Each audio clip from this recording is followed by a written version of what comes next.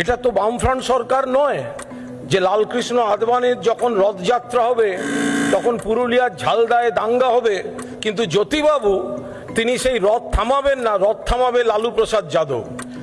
আনন্দমার্গী সন্ন্যাসী 17 জন বিজন সেতুর উপর কুপিয়ে পুড়িয়ে খুন। এরা তো গেম বাজানা পায়। কুণালদা ঠিক কথা, হয়তো জ্যোতিবাবু রথ আটকাননি, জ্যোতিবাবু আডবাণীর রথে রেলমন্ত্রী হয়ে উঠেও যাননি। अरे बाप रे, ये तो धोती खोल रहा है। আমার বাড়ি বিজন সেতু থেকে 500 মিটার দূরে। আপনি কালকে চলুন, আমি আপনাকে দেখাবো। আমার ধারণা আপনি সাংবাদিকতা করেছেন, ওই সময় আপনি জানেনও এটা। আনন্দমার্গী খুনের ঘটনায় অন্যতম প্রধান অভিযুক্ত বাবলু চক্রবর্তী আপনাদের কসবার 1 নম্বর নেতা আজকের তারিখে। নির্বাচনী যে সন্ত্রাস এরম নয় যে আমরা নিজেই সন্ত্রাস শুনছি, একদম এটা অতীতেও হয়েছে, কমানোর চেষ্টা হচ্ছে, বন্ধ হলে ভালো। চাকরি চুরি টুরিগুলো আজকে হঠাৎ শুনছি, এগুলো আগে শুনিনি।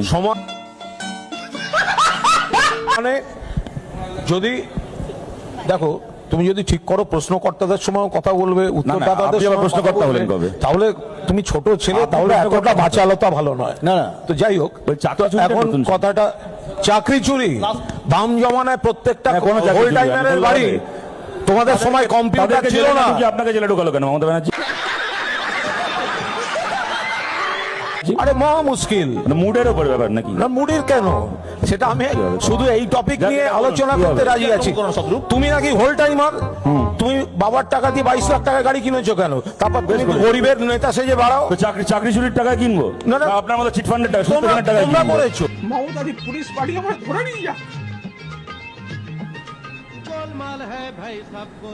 আপনার গাড়ি সুদ পেছনের টাকা কেন? আমার গাড়ি কত কোটি টাকার বিজ্ঞাপন নিয়েছে? যত কোটি টাকার ইচ্ছে নিয়েছে।